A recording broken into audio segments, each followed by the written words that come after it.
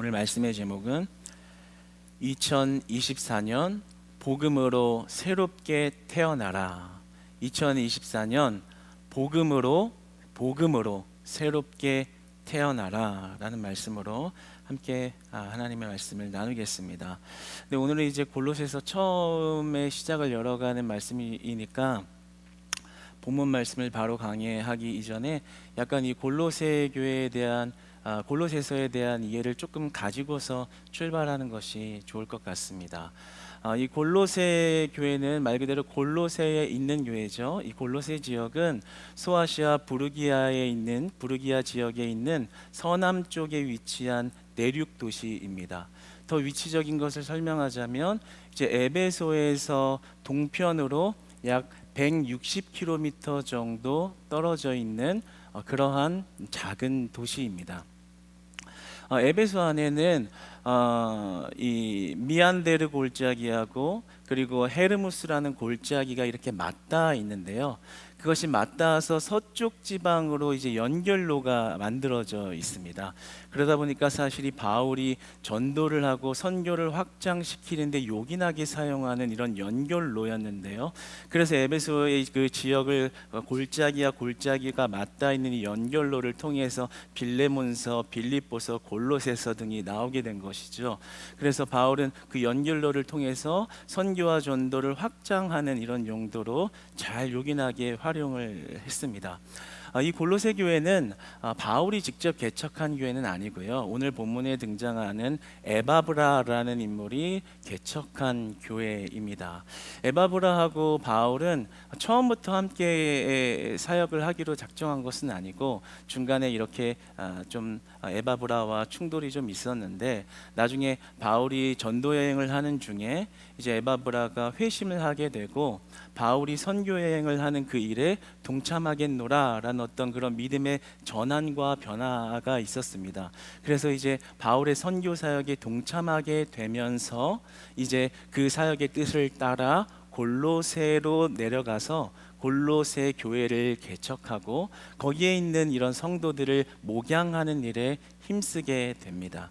그 안에는 여러 가지 인종들이 그 안에 있었어요. 유대교인도 있었고 헬라인도 있었고 부르기아 지역의 원주민들도 이렇게 섞여 있었습니다. 그런데 목회를 참 잘했던 것 같아요.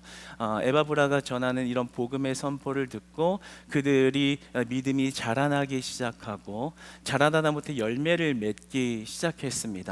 여기까지만 보면 참 너무나도 아름다운 전개인데 그 와중에 그 교회 안에 문제가 생기게 된 거예요. 그 문제는 뭐였냐면 그 교회 안에 이단 사상이 침투하기 시작했습니다. 그 이단 사상은 영지주의입니다. 사실 이 영지주의는 이제 초기 기독교 교회사를 보면 2세기부터 활발한 이런 활동을 하거든요. 그러면 사실 초대교회사 2세기를 보면은 사실 기독교와 영지주의의 싸움이 되는데 아직 2세기 이전이기 때문에 어떤 초기 영지주의의 모습을 가지고 있어요. 그리고 또 좀 특이한 점은 어떤 유대교주의적인 성격도 가지고 있고 그러면서 또 영지주의적인 성격이 섞여 있는 그런 모습을 가지고 있습니다. 그래서 이것을 종교적 혼합주의다라고 이야기를 하는데요. 그런 혼합주의 성격을 띤 영지주의 이단 사상이 교회에 침투를 합니다. 그러니까 에바브라가 전하는 그 복음을 듣고 말씀을 듣고 양육이 잘 되고 있는 신실한 성도들에게 영적 비상이 걸린 거예요. 그런 이단 사상이 들어와서 그들의 믿음을 혼돈시키기 시작합니다. 그러니까 에바브라가 얼마나 당혹스럽고 곤욕스럽고 그 성도들을 보는 마음이 얼마나 애가 탔겠어요.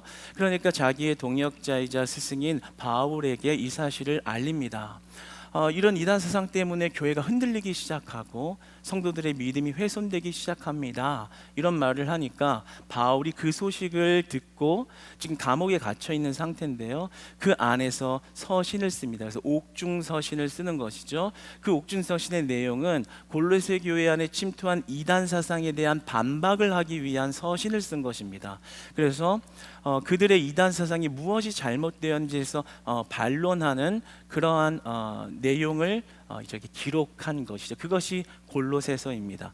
그런데 조금 특별한 점은 그 이단 사상이 주장하는 내용에 대해서 일일이 반론하고 변증하는 것이 아니라 그 내용은 잠시 약간 접어두고 도리어 그리스도의 탁월성, 그리스도의 신성의 탁월성이 무엇인지를 오히려 더 부각시켜서 그 세상의 철학과 지혜가 헛되다라는 것을 대조하여 드러냅니다. 그래서 어떠한 내용이 특별히 잘못됐다라는 것을 일일이 열거하지 하는 방법보다는 오히려 큰 맥락에서 그리스도가 얼마나 뛰어난지를 너희들이 똑바로 알라. 그리스도의 탁월성을 드러내면서 그 탁월성에 견주어 보았을 때 그들의 철학과 그들의 주장이 얼마나 헛된 것이고 얼마나 쓸데없는 것인지를 드러내는 그러한 방법으로 편지를 기록해 갑니다. 이것이 오늘날 우리에게 주시는 큰 메시지가 될 것 같습니다. 왜냐하면 오늘날처럼 신앙에 혼탁함을 주는 시대가 또 어디에 있을까요? 혼합주의뿐만이 아니라 다원주의, 그리고 기독교 안에서도 수많은 이야기를 하는 교리가 다른 여러 가지 이야기들을 하는 이런 혼미한 시대에 성도님들이 얼마나 어지러운 시대에 있는지 모릅니다. 정보의 홍수가 넘쳐나고 많은 것들을 쉽게 접할 수 있다라는 장점이 될 수 있지만 그것이 독약이 될 수도 있는 것이죠. 워낙 많은 사람들이, 거짓 선지자들이 마치 천사의 옷을 입고 천사의 말을 하며 그것이 맞는 것처럼 말하기 때문에 무엇이 맞는지 헷갈리는 것이죠. 성도들 입장에서는 이것도 맞는 것 같은데 여기서도 예수님 이야기를 하는데, 근데 정작 그 안에 복음의 실체가 없는 오늘날 우리가 그런 시대를 살고 있잖아요. 그런데 그러한 부분에 있어서 무엇이 옳으냐, 무엇이 그르냐, 그것을 일일이 따져가면서 밝혀내려고 하다가 오히려 그 올무에 빠져 넘어지는 그런 실수를 범하기보다는 이 골로새서를 통해서 우리가 발견할 수 있는 것은 그리스도의 탁월성을 발견하고 우리가 그 복음 안에 온전히 서 있으면 거짓 선지자와 거짓 사상과 이단 사상을 물리칠 수 있는 줄 믿습니다. 이단 사상을 물리칠 수 있는 줄 믿습니다. 그 능력이 복음 안에 있으면 생기게 되는 것이죠. 그래서 저는 오늘 이 골로새서를 나가면서 우리가 그리스도는 얼마나 탁월한 분이시고 우리가 그분을 믿음으로 살아내는 삶은 어떠한 것인가, 이 골로새서 전체가 이야기하고 있는 것이 그것인데요. 이 골로새서를 짧지만 이 골로새서를 나가면서 우리가 시대의 혼탁한 여러 가지 이야기들 속에서 분별할 수 있는, 분별을 해낼 수 있는 그런 분별의 영이 자라나는 은혜가 있기를 주님 안에서 소망하는 것입니다. 여러분들, 우리는 예수 안에서 승리할 줄 믿습니다. 오직 예수 그리스도의 능력 안에서 승리할 줄 믿습니다. 제일 중요한 것은 저게 맞냐 틀리냐를 알아내는 것이 아니라 우리 주 예수 그리스도가 어떠한 분이신가, 우리 주 예수 그리스도 안에 살아가는 건 어떠한 것인가, 그것만, 진리만 잘 붙잡으면 나머지 헛된 것들은 다 잘라낼 수가 있는 것이죠. 그런 의미에서 오늘 첫 시작을 같이 나가길 원하는데요. 다시 한번 제목을 말씀드리면 2024년 복음으로 새롭게 태어나라 라는 제목으로 오늘 말씀을 같이 나누기 원합니다. 여러분, 한 해가 이렇게 지나갈 때마다 우리 신앙인들은 자주 고백하는 말들이 있는 것 같아요. 하나님, 이번 연도에는 이제 하나님께 더 감사하겠습니다. 이런 말들을, 이런 고백들을 많이 하죠. 특히 송구영신 예배 때도 어쩌 이렇게 내가 감사를 못했을까요? 다 은혜인데 이제 감사하겠습니다. 이런 고백들을 다 많이들 합니다. 그런데 어떻게 그 고백이 며칠이나 가시는지요? 어떤 경우에는 하루만 지나도 그 감사가 다 홀라당 없어지는 그런 경우들도 있죠. 오히려 1월 1일에 가족들을 만났다가 더 시험 들어가지고 감사하려고, 나누려고 가족들을 만났는데 오랜만에 만난 가족이 자꾸만 내 속을 막 이렇게 뒤집어지게 이렇게 자꾸 건드리고 나의 트라우마를 자꾸 자극시키고 이러면서 감사가 다 없어져 버리는 그런 당혹스러운 일도 우리에게 많이 있죠. 우리가 지속적으로 하나님께서 감사하며 산다는 이 일이 결코 쉬운 일은 아닙니다. 제가 예전에 왜 이렇게 내 감사가 없을까? 그래서 내가 좀 감사를 좀 많이 해봐야 되는데 수년 전에 좀 이런 생각을 했어요. 근데 때마침 그 당시에 감사 노트를 쓰는 것이 좀 이렇게 유행처럼 이렇게 번지고 있었습니다.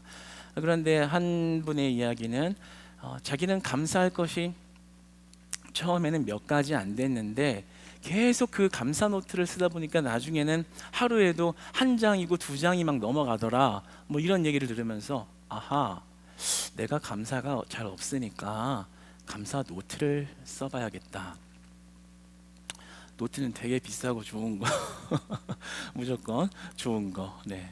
그리고 감사 노트라고 아예 나온 것도 있길래 한 두 권 정도 사서 이렇게 펼쳤어요.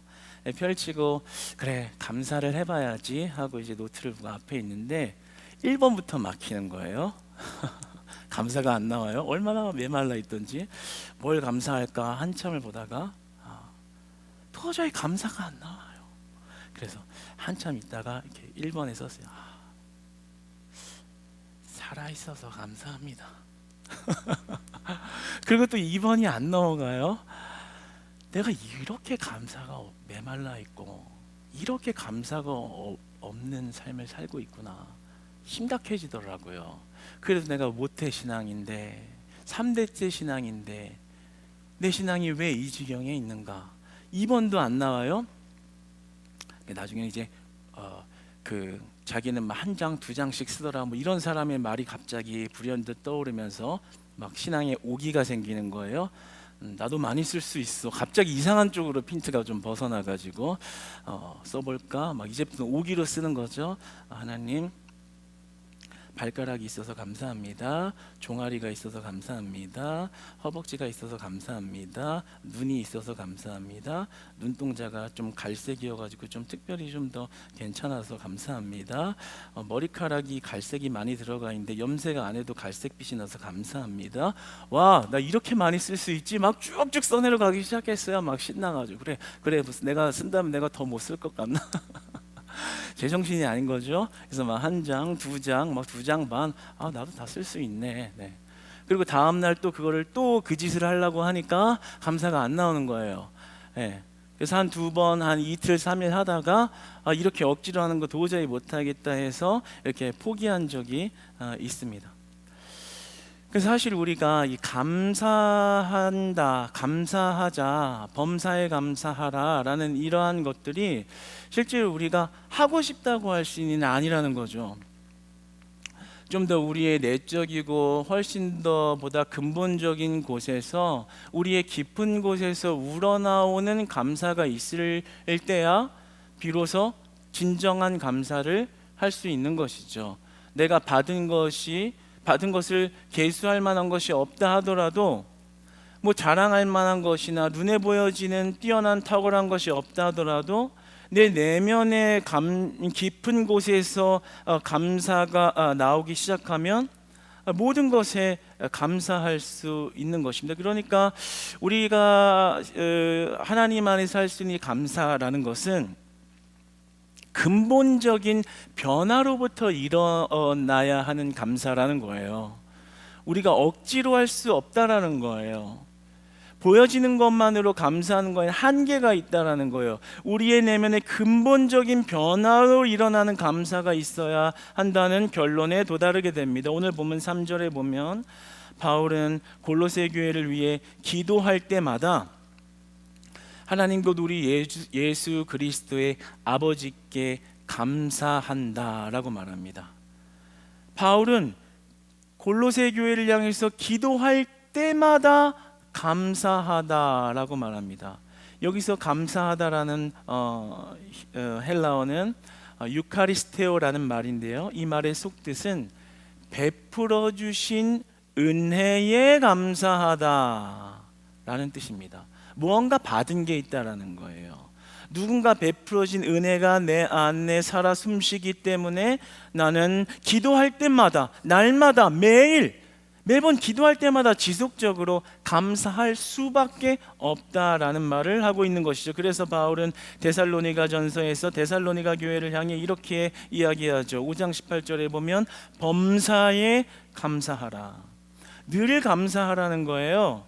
건강한 육신 줘서, 잘생긴 외모 줘서, 돈 많이 줘서 감사하라는 게 아니라 우리의 신앙의 근본적인 것에 베풀어 주신 우리 주 예수 그리스도의 은혜로 감사하라.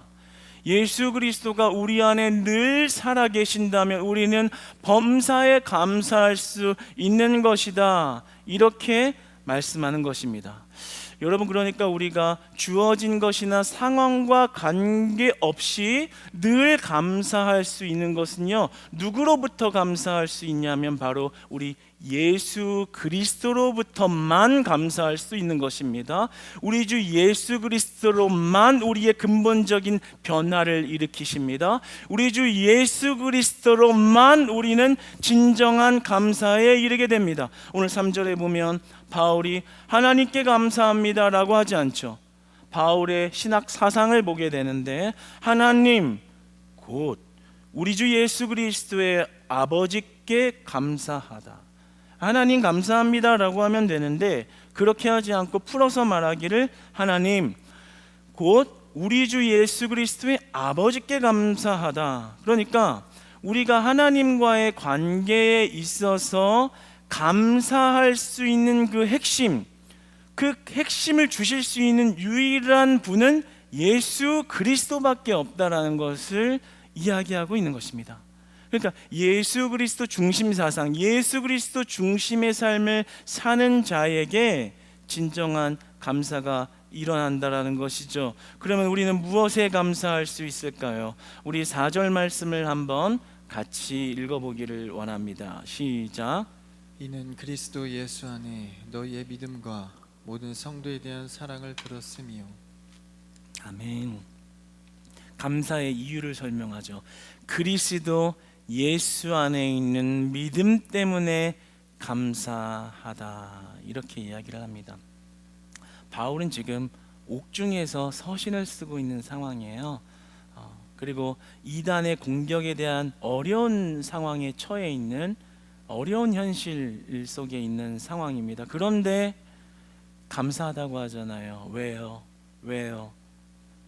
내가 지금 자유의 몸도 아니고 갇혀 있고 교회는 어지럽고 성도들의 신앙은 무너지고 있음에도 우리가 감사할 수 있는 이유가 있는데, 그리스도 예수 안에 있다는 사실에 대해서 감사할 수 있다라고 말합니다.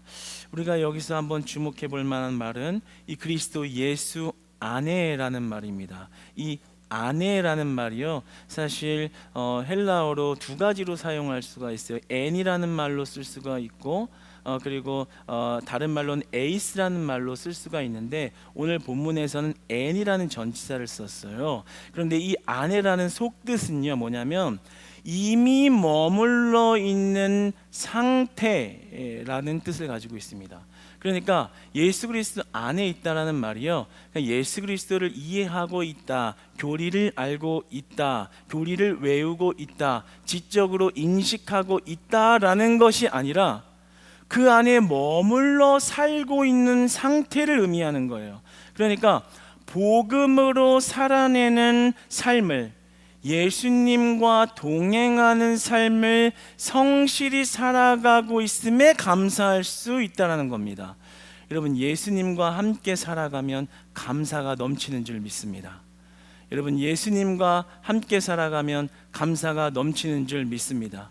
그러니까요, 내가 뭐 잘됐다고 감사할 수 있어요. 그렇지만 그것은 얼마 못 갑니다. 집 샀다고, 좋은 집 샀다고 감사할 수 있어요? 1년 가지 못해요. 좋은 옷을 사서 감사할 수 있어요? 그러나 얼마 가지 못합니다. 한 시즌이나 갈까요? 며칠이나 갈까요? 그러나 우리 주 예수 그리스도와 매일 함께, 그리스도 안에서 매일매일 그리스도와 함께하는 삶에는 감사가 넘친다라는 것을 오늘 우리 바울이 우리에게 알려주며 말씀하고 있는 것입니다. 그 사람의 삶에는 여유가 있습니다. 돈이 있어서 있는 여유가 아니라 예수 그리스도가 살아있는 여유가 있습니다. 여러분 마음 안에 그런 여유와 행복이 넘치시나요? 여러분 혹시 그렇지 못했다면 이제 2024년도에는 우리 예수 그리스도 안에 살아가시는 매일의 삶 속에서 예수님 때문에 감사한 삶이 회복되기를 축복합니다. 돈이 없어도 여유가 넘치기를 축복합니다. 왜냐하면 하나님께서 그보다 더 큰 것을 우리에게 약속하고 이미 주셨기 때문입니다. 여러분, 우리는 예수님과 동행하는 삶에 능력이 있는 것입니다. 그래서 사실 우리가 예수 그리스도에 대해서 교리를 공부하는 데 능력이 있는 것이 아니라요, 머리로 알고 몸으로 아는 것에 능력이 있는 것입니다. 여러분, 우리 크리스찬 교회가 생명의 삶 이 큐티를 다시 부활시켰잖아요. 그래서 그 슬로건에 전교인 큐티를 한번 생활화해 봅시다, 이렇게 지금 어떤 운동을 펼쳐가고 다시 부활시켜가고 있는데요.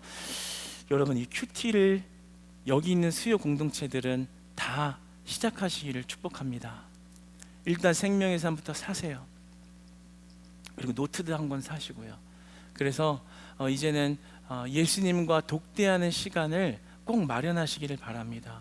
왜냐하면요, 저는 이번에 큐티를 하고 또 큐티 에브리데이라는 이런 소모임을 또 만들면서요, 참 많은 생각이 들었어요.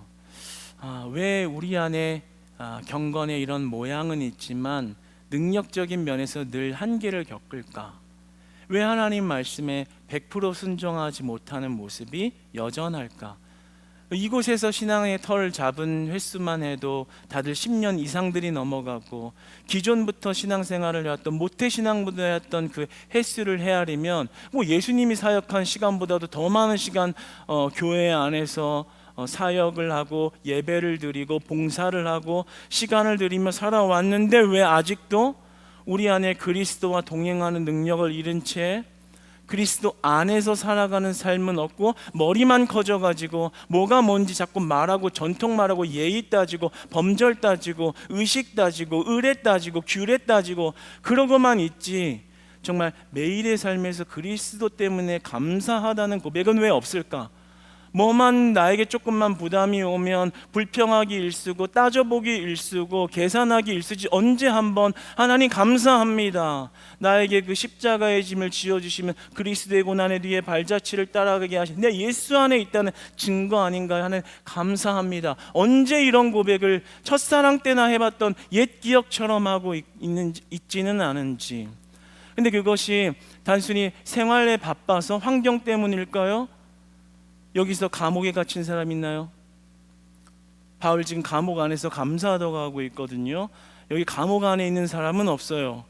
그러면 환경적으로는 더 낫거든요. 근데 왜 바울처럼 기도할 때마다 감사가 넘치고, 너희를 위하여 기도할 때마다 나는 그 하나님 곧 우리 주 예수 그리스도의 아버지로 인하여 나는 감사하노라라는 그 고백은 없을까? 즉, 엄밀히 오늘 말씀의 잣대를 냉철하게 비추어 본다면 우리가 예수 그리스도 안에 있는 삶을 잃고 있다라는 말이 되는 것입니다.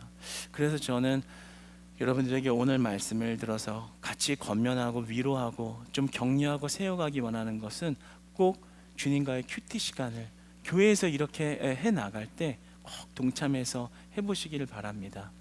예수님이 그렇게 사역하셨거든요.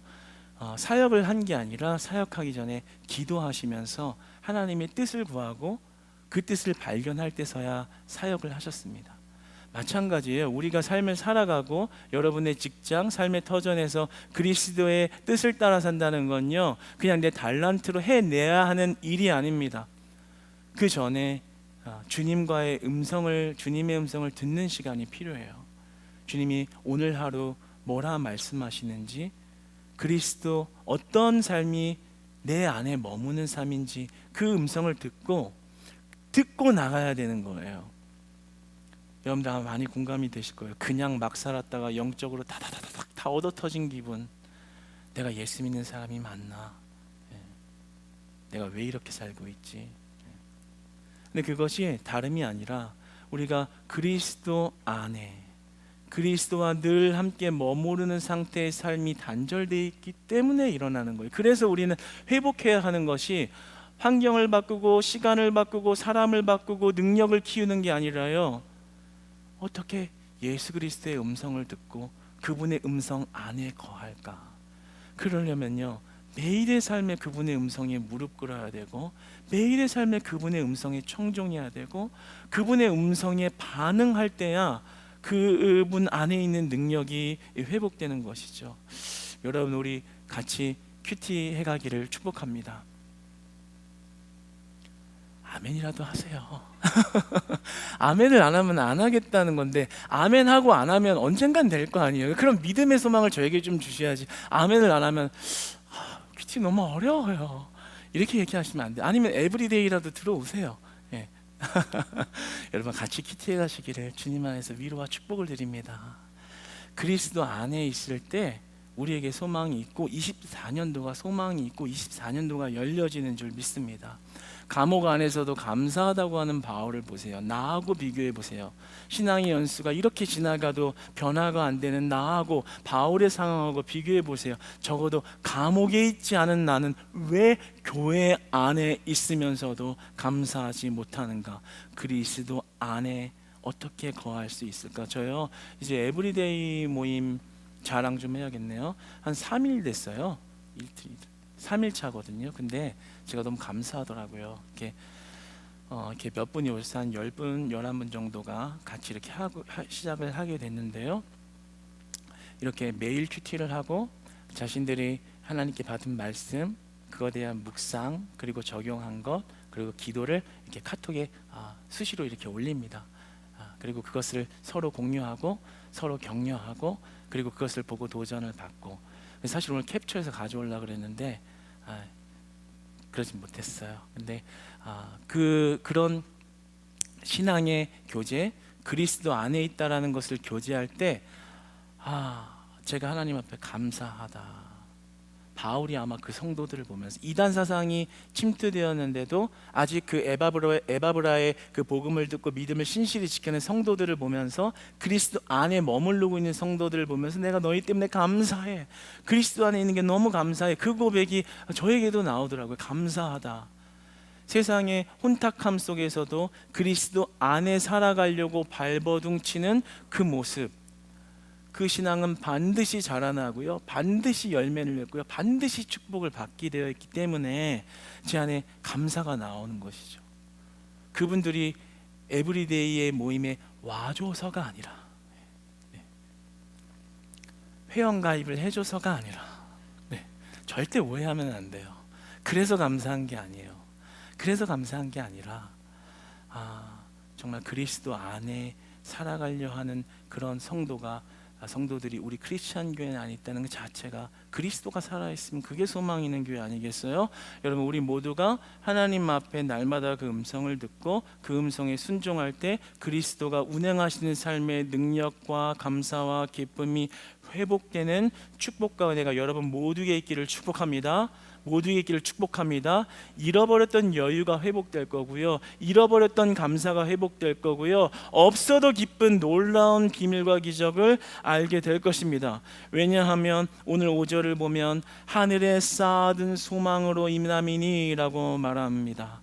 우리가 이 땅에서 살아가는 목적이, 궁극적인 목적이 이 땅에서 돈을 벌어서 밥을 먹고 이렇게 살지만, 우리의 궁극적인 목표가 하늘에 쌓을 소망이 있다라는 것을 말씀해주고 있어요. 그러니까 예수와 동행하는 자는 그 미래에 얻게 될 바램과 기대를 가지고 그 나라의 상급을 쌓으며 산다는 것. 이 땅에서 숨쉬고 있지만 내 모든 마음과 생각과 방향과 목적은 하늘을 향하여 살아가고 있다라는 것이죠. 여기서 사둔이라는 말은 아포케이메넨이라는 말의 원형인 아포케마이라는 말을 봐야 되는데요, 이 말은 이 땅에서 매일 어떤 것을 쌓느냐가 지혜로운 일인가를 알려주는 거예요.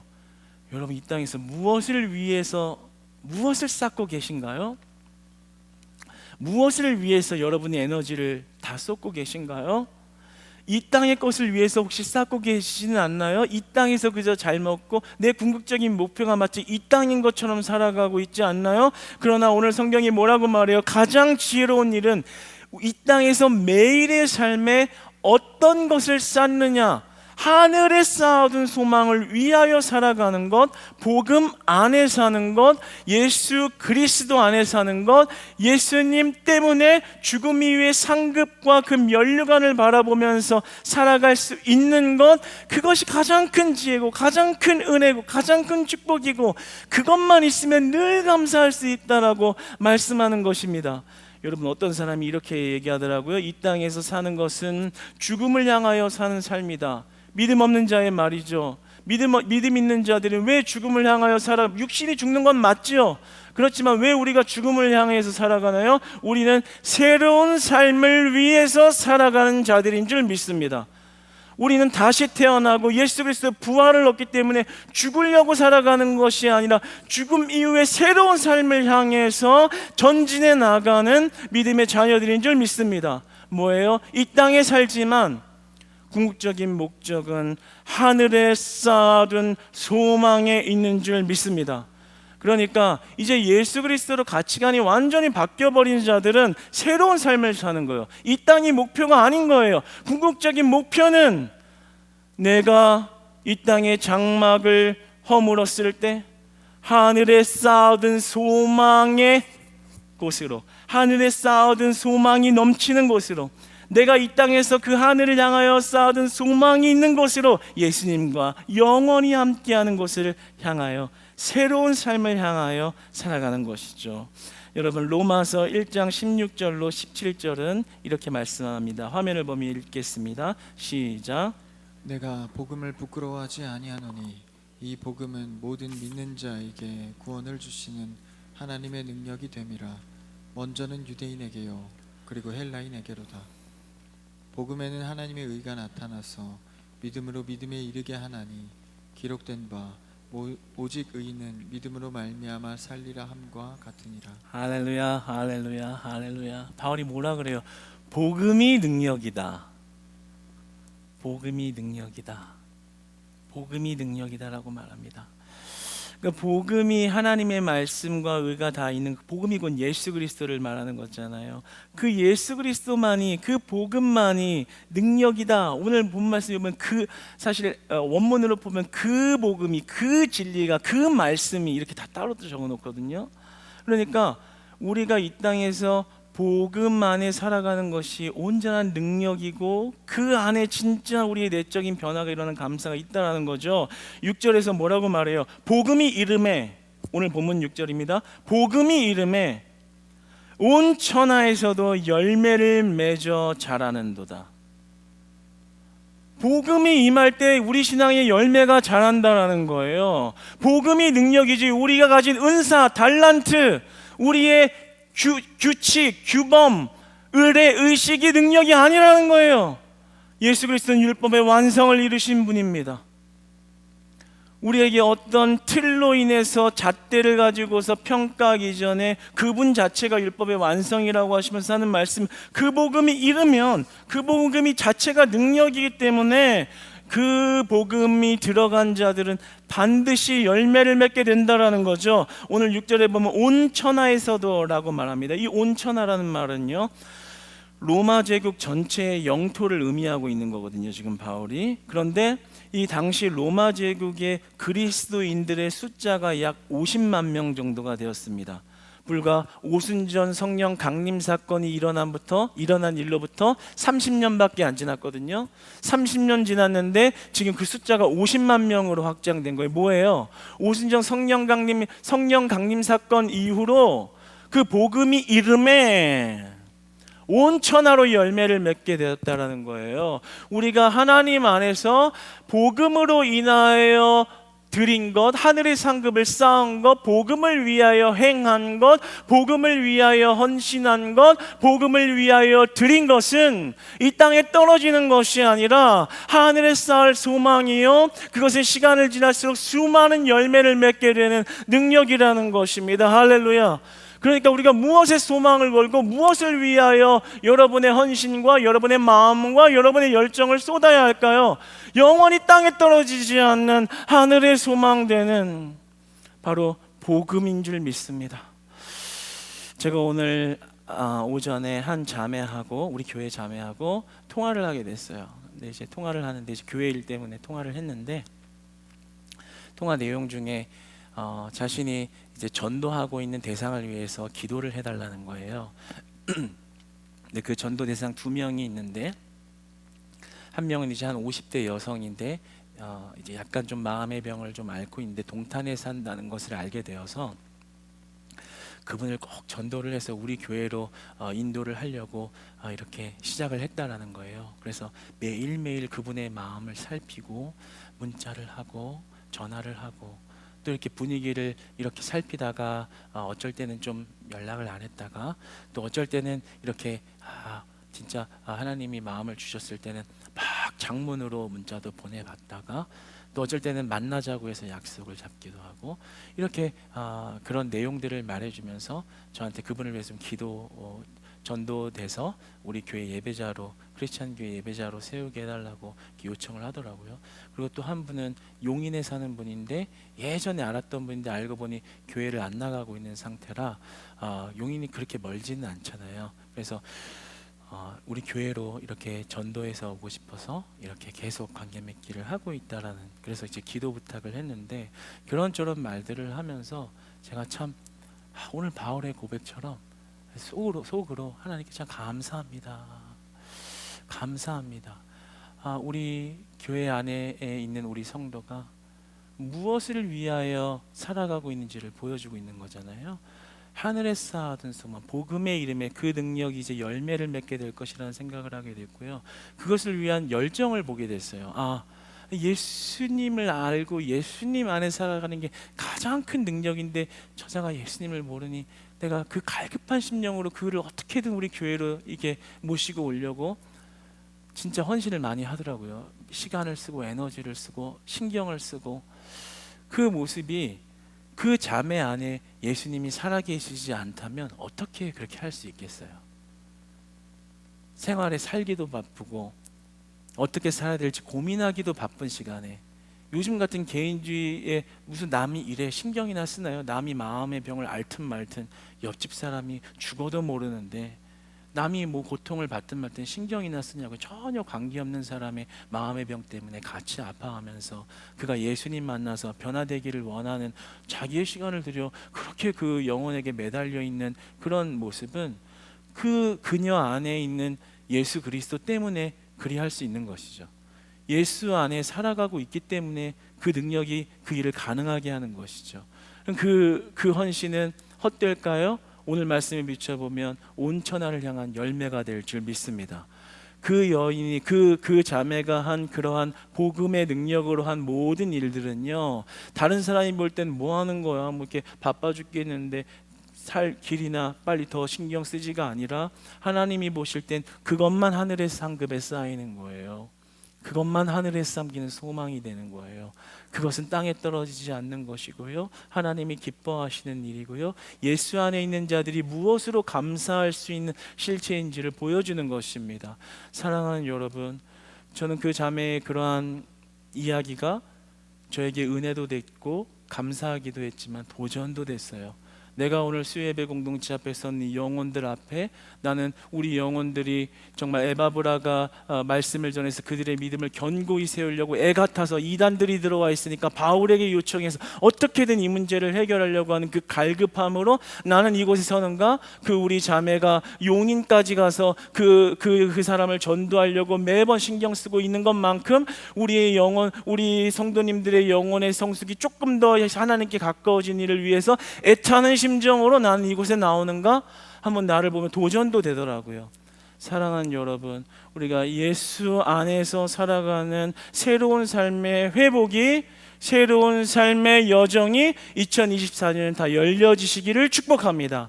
예수 그리스도 안에 살아서 나는 기쁩니다라는 그 고백이 24년도 안에 여러분들의 입술에서 고백되어지기를 축복합니다. 여러분 한번 옆에 분들과 인사합시다. 난 예수님 때문에 행복합니다. 예수님 때문에 감사합니다. 할렐루야. 예수 그리스도가 소망인 줄 믿습니다. 여러분 한 주간 동안의 삶에서도 예수님 안에서 살면서 그 행복과 감사 안에 승리하시기를 주님 안에서 축복합니다.